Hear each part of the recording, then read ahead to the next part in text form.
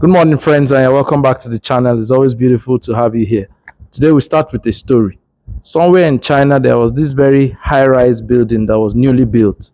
It was a newly built high-rise building, and it was fully occupied with different families, singles, and they all had their apartments. Now, as they lived in this high-rise building with their different apartments, everyone was having fun, living there happily. Also, in that building, there was a lady. Her name was Laila. She was also living in that building, in that high-rise apartment.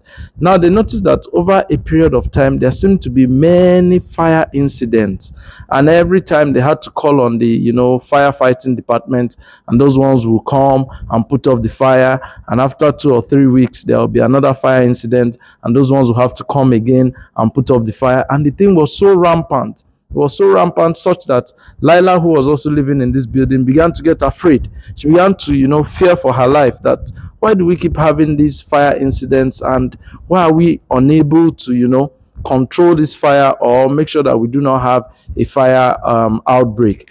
Now, after a while, after having this problem incessantly for, quite a number of times, Lila got fed up and started to discuss with all the people who were living in the apartments. She started to try to talk to them one by one, and she found out that they were very deficient in knowledge when it comes to, handling fires, when it comes to being careful in such a way that a fire outbreak does not occur. So what did Leila decide to do? She decided that she was going to run some kind of fire prevention classes for everybody that lived in that tenement building. So she convinced them, she made flyers, she shared it to them, she convinced them all to attend this particular program that she was planning, and they all came. So she, arranged the classes for about 2 or 3 days, where she discussed extensively, safety measures, what to do to make sure that a fire outbreak does not occur. And then when she finished doing that, they installed fire alarm systems in every apartment building, and then they looked at their wirings, their electricals, they looked at all those different things. And the interesting thing was that after a period of time, this problem subsided, and we did not have people, you did not have a situation where fires continued to come up in this tenement building, and it became safe for people to live. And why is this story interesting? Is because this story talks about the concept of prevention, which is what we'll be talking about today in public health prevention. So, when you do prevention, you're trying to create measures, to do measures to make sure that you do not have a problem.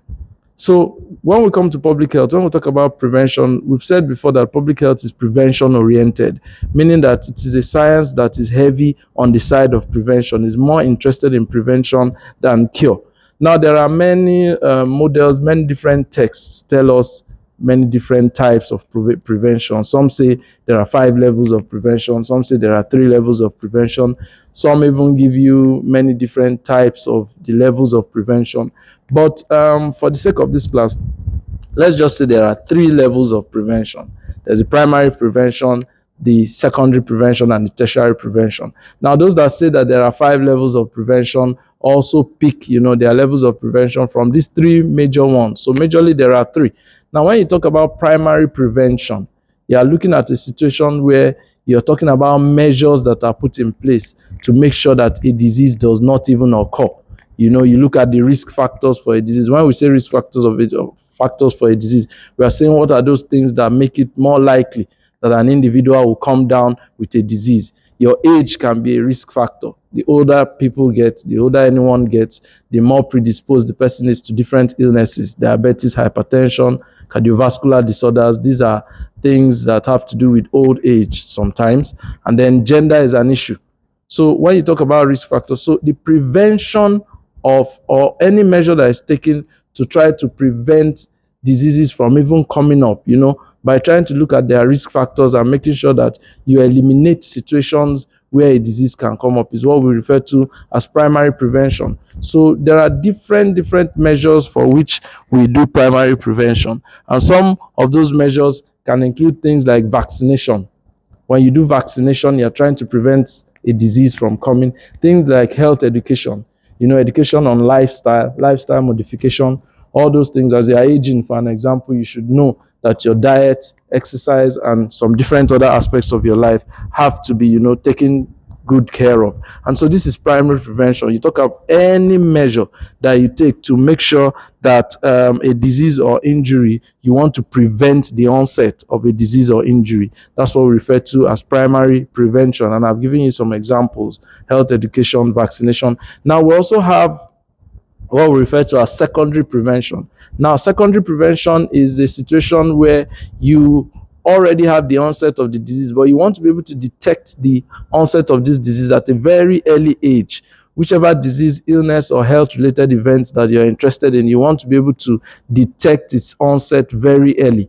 And when you detect its onset really early, that will help you to put in place measures that will make sure that this disease does not progress any further.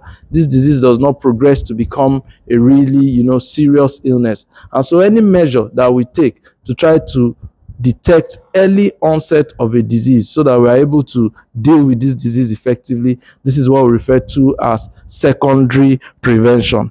And we have different measures that we do in secondary prevention. These measures include things like checking the blood pressure, things like the use of mammograms. All these different measures can be put in place. The idea being you want to be able to check and detect a disease really early before it progresses in directions that will not be palatable. Now, lastly, we have what we refer to as tertiary prevention. And tertiary prevention means that in the event that a disease has already started, or an illness has started, or a health-related issue is already in play, what are the measures we can take, to assuage the person to try to manage the outcomes of those diseases?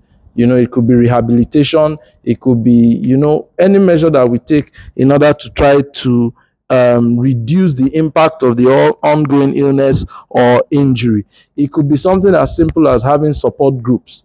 Having, let's say somebody, in public health, we talk about both diseases and health related events. So let's say, for an example, a person is an alcoholic. That is not really a disease in itself, but it could lead to other diseases. So in that kind of situation, you could have support groups where they gather together and discuss their predicaments, discuss their situations, and look for ways to, to be able to overcome that addiction.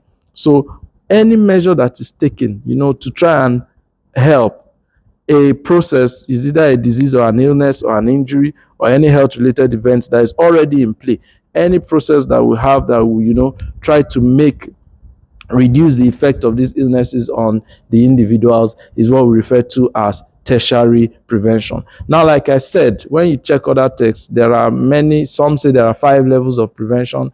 They talk about primordial prevention, they talk about quaternary prevention, they talk about different types of other kinds of prevention. Some even talk about quaternary prevention. But the truth is that all these are stemming from your primary, secondary, and tertiary prevention. I hope you've been able to get a thing or two discussing with us today, and do have a wonderful day. Remember to subscribe and tell your friends about this channel, and have a beautiful day.